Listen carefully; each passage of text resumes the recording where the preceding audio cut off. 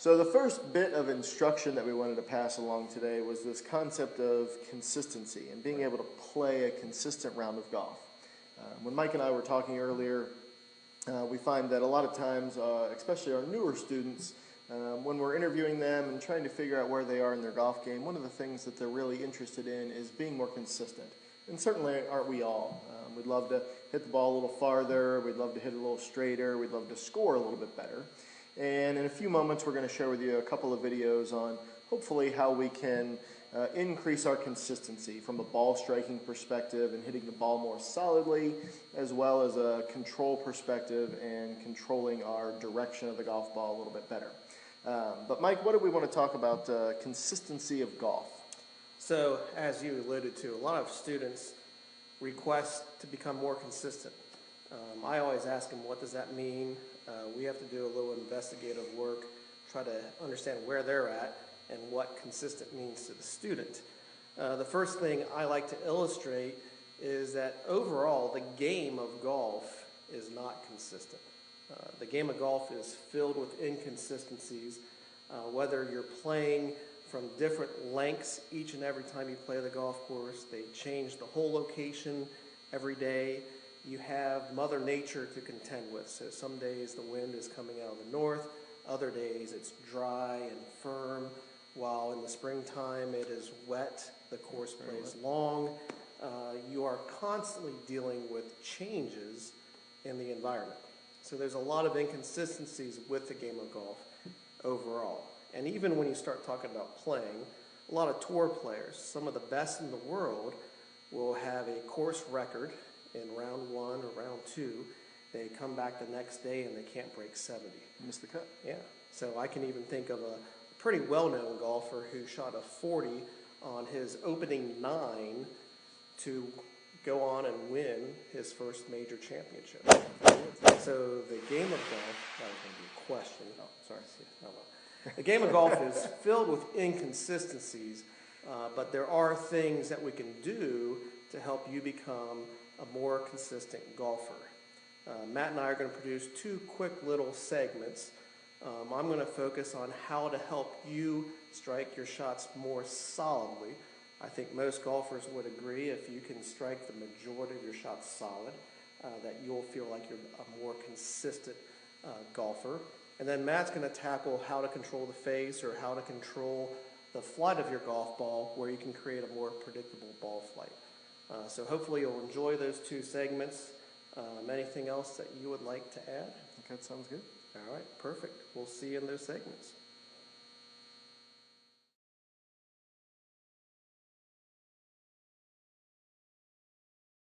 All right, so as I mentioned earlier, I'm going to tackle helping you strike your shots more solid. So when we look at all the great ball strikers in the history of the game, PGA Tour, LPGA Tour, Korn Ferry Tour, etc., the first fundamental they all have in common is they control the low point of their golf swing.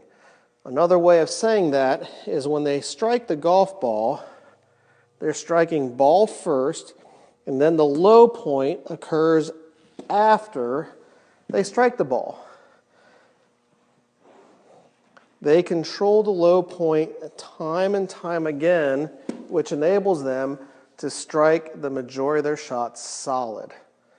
I'm going to give you 6 words that'll help you to strike the majority of your shots more solid. When you practice, I'm going to encourage you to consider the triangle formed by both arms and starting with smaller swings, swinging the club back to parallel to the ground during the backswing, striking the ball, and finishing with the club parallel to the ground in the forward swing. The 6 words that I want to emphasize, 2 are arms straight. So when we're swinging the triangle, the shoulders are simply turning in a circle. So from the perspective of geometry, the lead shoulder to the club head is the radius of our golf swing.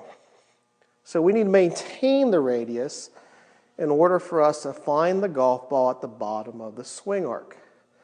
So I want you to start off with parallel to parallel, maintain the triangle, working on arms straight going back, arms straight going through.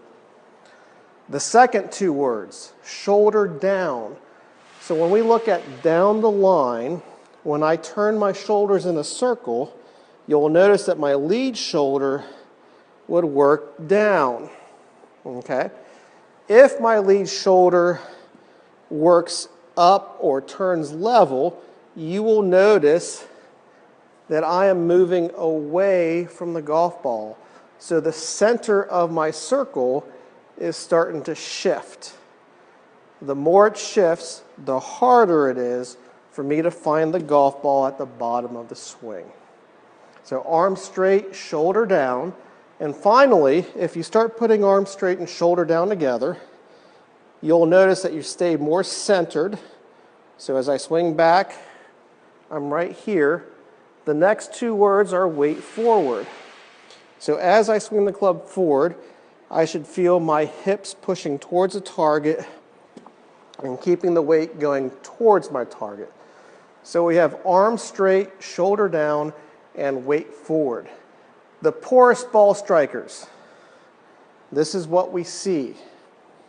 We see them lift the club up, shift away, keep the weight back, and fold the arms the most. Okay? So you want to do the opposite. Keep the arms straighter. Keep the shoulder working down when you swing the club back.